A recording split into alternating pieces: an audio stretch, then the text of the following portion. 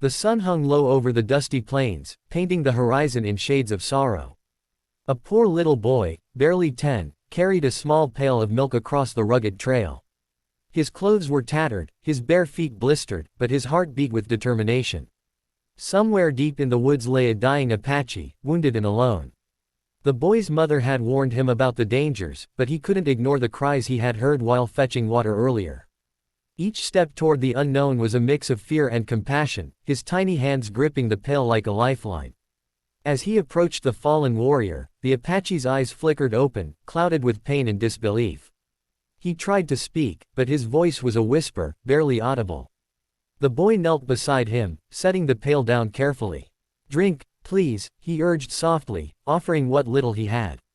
The Apache's fingers trembled as he reached for the milk. There was something unspoken in that moment, a bridge of humanity between two worlds that had always been at war. The boy's heart pounded, he had never faced such a life or death moment before. The Apache managed a weak, grateful smile, and for the first time, fear gave way to connection. The boy realized this man wasn't just an enemy, but a person, one with a story, with pain, with a life that deserved dignity. He remembered his father's words about courage, about doing what's right even when it's dangerous. And now, standing on that dusty trail, he felt the weight of those words. His small act of kindness, so simple in his mind, might be the only thing standing between life and death for the stranger before him. Suddenly, a rustle in the trees made the boy's heart leap. Could it be bandits? Or worse, soldiers who would punish him for helping an Apache? The warrior's hand gripped his arm weakly, as if sensing the danger. "Hide," he whispered. The boy's eyes widened, but he nodded, quickly dragging the pail behind a nearby bush. For a moment, time itself seemed to hold its breath. The boy realized that bravery wasn't just in grand gestures, it was in the quiet decisions made under fear. As the afternoon faded, the boy stayed near, bringing more milk whenever he could fetch it. He cleaned the Apache's wounds with water and bandages from his home. Each act, though small, stitched a fragile thread of trust between them. The warrior spoke little, only murmuring thanks in a language the boy barely understood. Still, the sound of it, the gratitude, the relief, filled the boy's chest with warmth. He felt as though he was part of something much larger than himself, a story that would ripple far beyond the hills and rivers surrounding them. Night fell, cold and unforgiving, yet the boy refused to leave. He wrapped the Apache in a thin blanket and whispered stories to keep his mind from slipping into darkness. Stars blinked above like distant eyes watching over them. In the stillness, the boy realized fear and kindness could coexist, that courage was often silent. His parents had feared for him, yet here he was, holding life in his hands. And though the Apache's breathing was shallow, each inhale brought hope, a fragile promise that perhaps, against all odds, life could be spared. The next morning, the boy awoke to find the warrior sitting up, though still weak. "You saved me," the Apache said, his voice firmer now. Tears pricked the boy's eyes. In that instant, borders, languages, and histories melted away. All that remained was gratitude, raw and undeniable. The boy smiled shyly, unsure if the words, "You're welcome," were enough. Yet he understood something profound. A small act of courage could change the course of destiny, not just for him, but for everyone connected to that life. Days passed, and the boy continued to care for the Apache, sneaking him food and water, tending wounds, and keeping him hidden. Yet rumors began to spread through the nearby settlements of a wounded warrior seen wandering near the plains. Fear gnawed at the boy's heart. He had done the right thing, but the world outside didn't always reward kindness, it sometimes punished it. Still, he refused to abandon the man who had become more than a stranger. He was a friend, perhaps the first real friend the boy had ever known. Then came the twist. One evening, a distant drumbeat echoed across the plains. The boy froze. Through the trees, he could see shadows moving in formation, warriors, hundreds of them, riding with fierce determination. Panic surged, but the Apache whispered urgently, "Hide, child, I called them." Confusion and fear collided in the boy's mind. He didn't understand what had prompted this gathering, but instinctively, he scrambled to find cover, clutching the pail like a talisman. The next hours were a blur. The boy watched in awe as the warriors arrived, surrounding the area with precision. Yet there was no violence. Instead, the Apache stood, using gestures and words that seemed to weave an unspoken bond between the tribesman and the boy. It was then that the boy realized, his simple act of kindness had not only saved one life but had reached far beyond him, resonating with people he had never met, creating ripples he could never have imagined. By dawn, the boy's fear gave way to wonder. The warriors approached him with solemn respect. One stepped forward, placing a hand gently on his shoulder. "You are brave," he said, his voice deep and steady. The boy's heart thumped wildly. In that moment, he understood the weight of his courage. His small, fearless heart had bridged worlds, healed wounds, and earned honor beyond measure. Tears streamed down his face, not of fear, but of awe and gratitude. The Apache, now standing steadily, nodded at the boy. "You are family," he declared. The boy's chest swelled with pride and relief. He had risked everything for someone else, and the world had responded in ways he could never have foreseen. The warrior's presence was not a threat, it was recognition, a tribute to the boy's unyielding spirit and the power of compassion. Every glance, every nod, felt like the universe itself had acknowledged his bravery. As the sun rose fully over the plains, the boy felt a new sense of belonging. The warriors, the Apache, and even the distant hills seemed to embrace him. He realized that true courage was not the absence of fear, but action in its presence. His small act of bringing milk, seemingly insignificant at first, had sparked a chain of events that changed his life forever. Hope, he understood, was contagious, and bravery could ripple outward like waves across the earth. With the Apache by his side and the warriors' respect surrounding him, the boy knew his life would never be the same. No longer just a poor child carrying pails of milk, he had become a symbol of compassion, courage, and the extraordinary impact of kindness. Every story he had heard of heroes seemed small now, for he had lived it firsthand, proving that even the smallest among us can shape destinies. And so, part 1 ends with the boy standing in the golden light of dawn, a small figure against the vast plains, yet monumental in his impact. Around him, warriors rode, not with swords drawn, but with eyes full of respect and hearts full of honor. Somewhere deep inside, the boy understood that life, in all its challenges, had rewarded his bravery with something far greater than he could have imagined: trust, friendship, and the beginning of a story that would be told for generations. The morning after the warriors arrived, the boy awoke to find the Apache sitting beside him, no longer weak, but with a steadiness in his eyes. "They trust you," he said softly. The boy blinked, unsure what he meant. Then he realized, the warriors had come because of him, because of his courage and compassion. His heart swelled with pride, but also humility.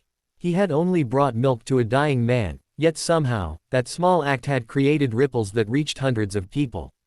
The plains seemed larger now, yet less intimidating. The Apache introduced the boy to the leader of the warriors, a tall, solemn man with eyes like polished stone. "This child's heart saved me," he said, his voice carrying across the camp. The boy's stomach flipped with nerves, but he stood straight, feeling the weight of recognition. He realized he had never been seen like this before, not as a poor boy, not as someone small and powerless, but as a hero. Gratitude and humility mingled, creating a strange but thrilling sense of belonging. Days passed with the boy learning from the warriors. They taught him survival skills, horse riding, and the ways of the plains.